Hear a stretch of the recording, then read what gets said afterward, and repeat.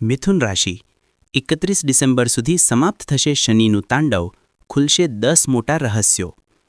પ્રિય મિથુન રાશિવાળાઓ, આજે આ ખાસ વિડીયોમાં અમે વાત કરીશું 5 ડિસેમ્બર 2025થી લઈને 31 ડિસેમ્બર 2025 સુધીના તે સમગ્ર સફરની. અમે જોઈશું કે કેવી રીતે તમારા જીવનના મોટા ગ્રહ દેવગુરુ બૃહસ્પતિ, ન્યાયના દેવતા શનિ અને સેનાપતિ મંગળ પોતાની ચાલ બદલી રહ્યા છે.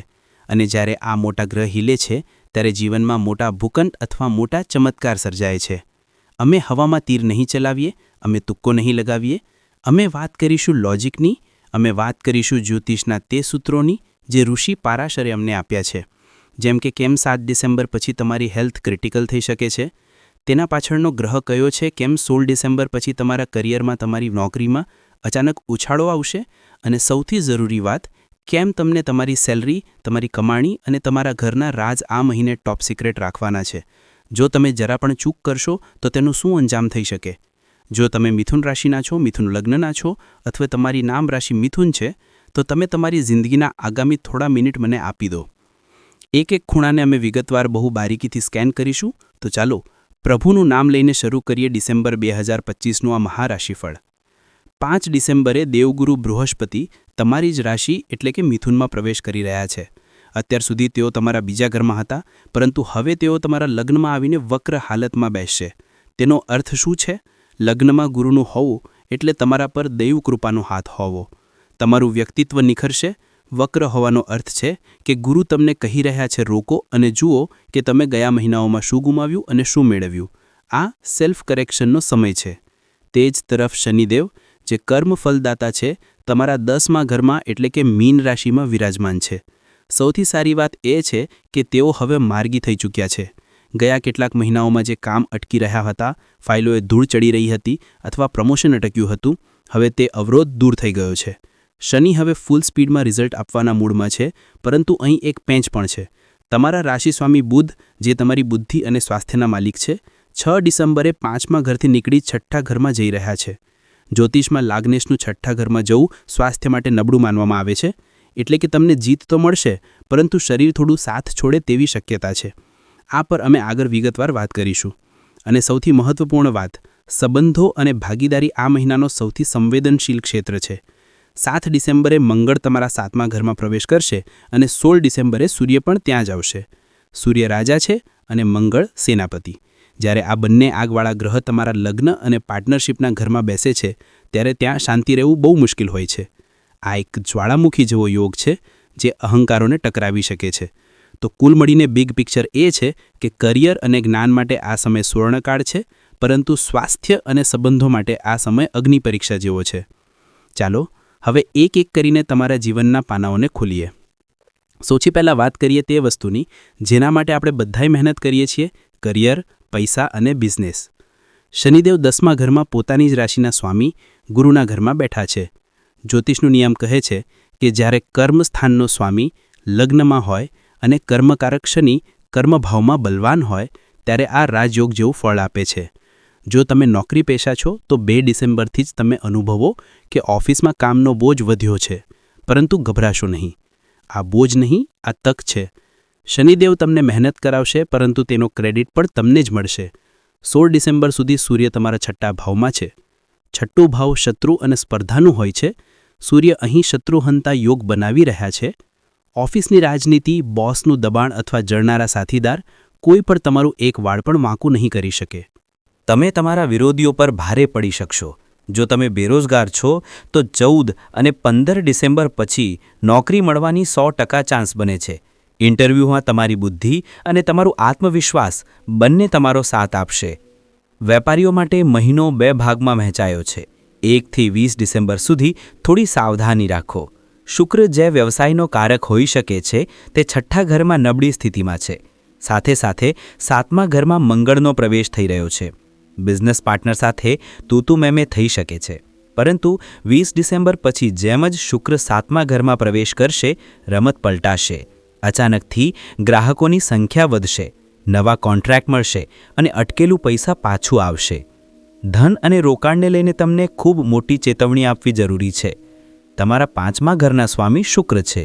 1 ડિસેમ્બરથી 20 ડિસેમ્બર સુધી શુક્ર છઠ્ઠા ઘરમાં નીચી અથવા નબળી સ્થિતિમાં રહેશે. તેથી જો તમે શેરબજાર, ઇન્ટ્રાડે ટ્રેડિંગ અથવા જુએ સટ્ટામાં પૈસા લગાવો છો તો 20 તારીખ સુધી રોકી દો. આ સમય નુકસાનનો છે. તમારી કેલ્ક્યુલેશન ખોટી થઈ શકે છે. હા, રાહુ 9મા ઘરમાં બેસી તમને વિદેશી સ્ત્રોતોથી પૈસા આપી શકે છે.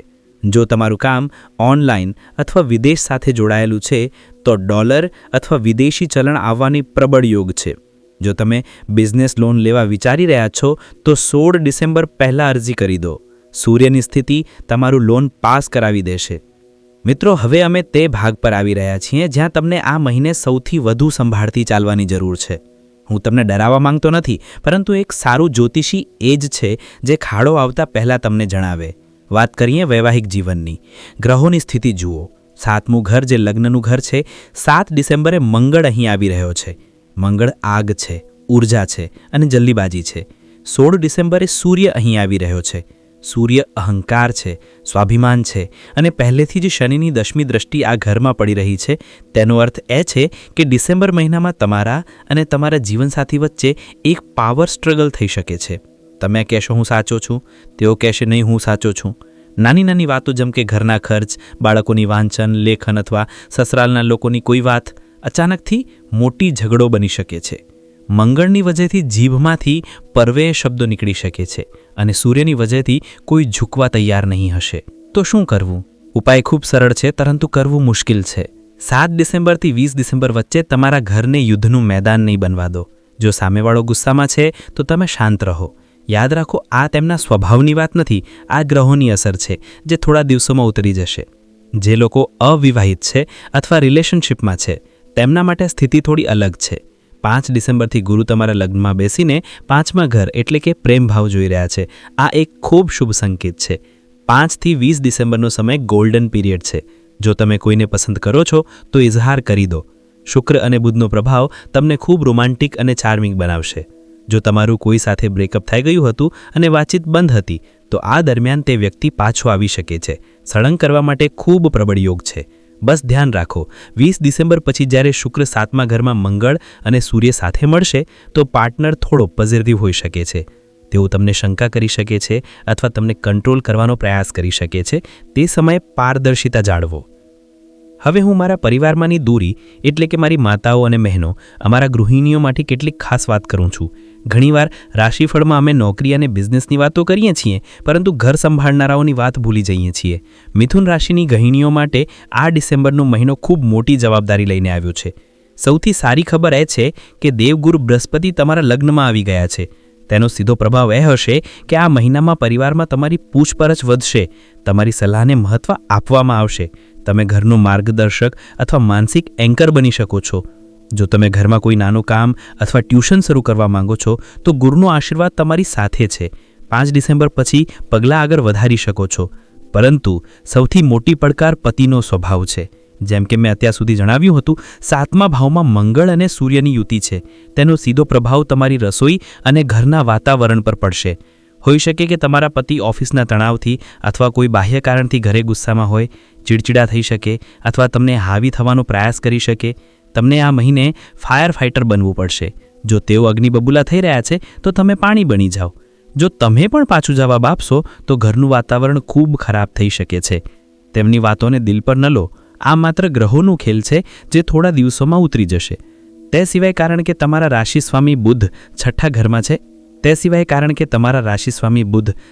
ઘરમાં છે, તમે ઘરની ભાગદોડમાં તમારી તંદુરસ્તીને અવગણાવી શકો છો. કમરમાં દુખાવો, પગમાં દુખાવો અથવા અત્યંત થાક અનુભવશો. 2 ડિસેમ્બરથી 22 ડિસેમ્બર વચ્ચે કામનો ભાર પોતાને એટલો ન લાદો કે બીમાર થઈ જાઓ. ઘરના અન્ય સભ્યો પાસેથી મદદ લેવામાં હિચકિચાવશો નહીં. તમે આ મહિને ઘરની ક્વીન છો, પરંતુ તમને એક નારાજ રાજાને સંભાળવો છે. તમારી સૂઝબૂછથી તમે ઘરને સ્વર્ગ બનાવી શકો છો. કેરિયર, સંબંધો અને ઘર પરિવાર બાદ હવે વાત કરીએ તમારી તંદુરસ્તી, શિક્ષણ અને ભાગ્યની. જેમ કે મેં શરૂઆતમાં જણાવ્યું, તમારા રાશિસ્વામી બુધ છઠ્ઠા ઘરમાં જઈ રહ્યા છે અને ત્યાં 22 ડિસેમ્બર સુધી રહેશે. જ્યારે ઘરનો માલિક જ બીમારીના ઘરમાં જાય છે તો શરીરના રક્ષણાત્મક શક્તિ ઓછા થાય છે. તમને ગળામાં ખરાશ, ચામડીમાં એલર્જી અથવા આંખોમાં જલન થઈ શકે છે. ઉપરાંત કારણ કે ગુરુ લગ્નમાં છે, તેઓ તમને ખોરાક પીણીનો શોખીન બનાવશે. ગળ્યું ખાવાની લાલસા વધશે. જો તમે ડાયાબિટીસ અથવા વજન ઘટાડવા પ્રયાસ કરી રહ્યા છો તો આ મહિનો તમારી પરીક્ષા લેશે. 22 ડિસેમ્બર પછી તંદુરસ્તીમાં જાદુઈ સુધારો જોવા મળશે. વિદ્યાર્થીઓ માટે આ મહિનો કોઈ આશીર્વાદથી ઓછો નથી. ગુરુની 5મી દૃષ્ટિ તમારા શિક્ષણ ભાવ પર છે. તેને શાસ્ત્રોમાં જ્ઞાનની વરસાદ કહેવામાં આવ્યું છે. તમારું મગજ ખૂબ તેજ કામ કરશે. જો તમે રિસર્ચ, પીએચડી અથવા કોઈ ગુડ વિદ્યાભ્યાસ કરી રહ્યા છો તો આ સમય શ્રેષ્ઠ છે. બસ 2 ડિસેમ્બરથી 18 ડિસેમ્બરના વચ્ચે બુધના નબળા હોવાને કારણે થોડું ડિસ્ટ્રેક્શન થઈ શકે છે. સોશિયલ મીડિયા સાથે દૂરી જાળવો, બાકી સફળતા તમારી મુઠ્ઠીમાં છે. ભાગ્યસ્થાનમાં રાહુ બેઠા છે. રાહુ વસ્તુઓને સરળ રહેવા નથી દેતા. તેઓ સસ્પેન્સ ઊભો કરે છે. તમને લાગી શકે છે કે ભાગ્ય સાથે નથી, કામ બને તે પહેલાં અટકી જાય છે, પરંતુ યાદ રાખો, લગ્નમાં બેઠેલા ગુરુ અને દસમમાં બેઠેલા શનિ તમને પડી જવા નહીં દે. જો તમે વિદેશ જવાના વિઝા લગાવવા માંગતા હો તો મારી સલાહ માનો. 20 ડિસેમ્બર પછી અરજી કરો. શુક્ર 7મા ઘરમાં આવે અને વિદેશી યાત્રા માટેના યોગ પ્રબળ થઈ જશે. મિત્રો, હવે ડાયરી અને પેન કાઢો.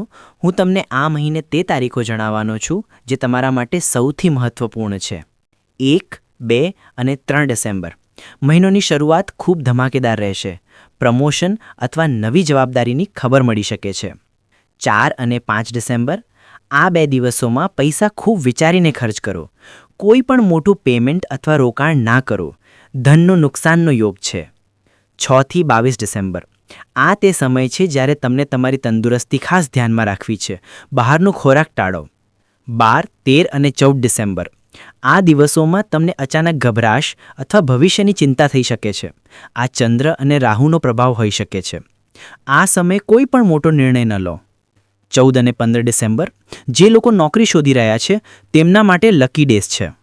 17, 18 અને 19 ડિસેમ્બર. આ 3 દિવસોમાં તમારી જીભ પર કાબૂ રાખો. તમારી એક કડવી વાત વર્ષોથી જૂના સંબંધને ખરાબ કરી શકે છે.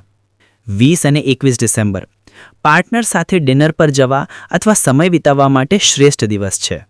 25 થી 30 ડિસેમ્બર. આ મહિનોનો સૌથી શ્રેષ્ઠ સમય છે. The golden week.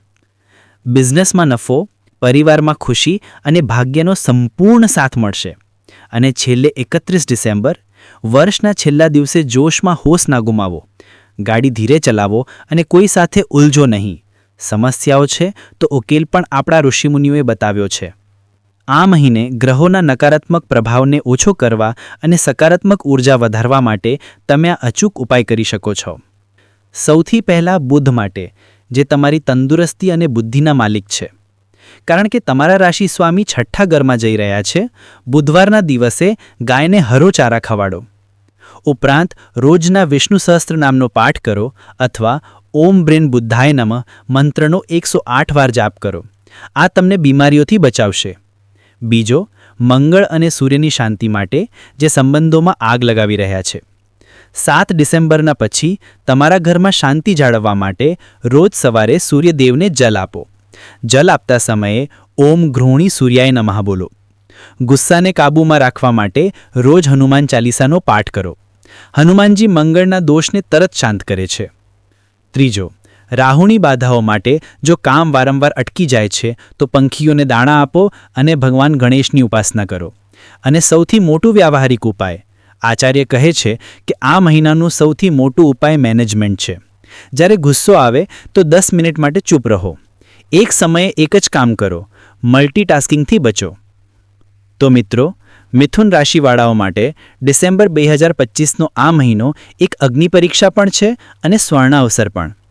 શનિ તમને કર્મયોગી બનાવી રહ્યા છે અને ગુરુ તમને જ્ઞાન આપી રહ્યા છે. બસ તમારા અહંકાર અને વાણી પર કાબૂ પામો. દુનિયાની કોઈ શક્તિ તમને સફળ થવાથી રોકી શકે નહીં. આશા છે કે તારાઓનું આ વિશ્લેષણ તમને આવતા સમય માટે તૈયાર કરશે. જો તમને અમારી આ મહેનત અને આ વિગતવાર માહિતી પસંદ આવી હોય તો વિડીયોને લાઇક જરૂર કરો. કમેન્ટમાં તમારા ઇષ્ટદેવનું નામ અથવા જય શનિદેવ લખી તમારી હાજરી લગાવો. ચેનલને સબસ્ક્રાઇબ કરો અને બેલ આઇકન દબાવો, જેથી 2026નું રાશિફળ તમે પહેલાં જોઈ શકો. ખુશ રહો, સ્વસ્થ રહો. મળીએ આગામી વિડીયોમાં. જય શ્રી કૃષ્ણ.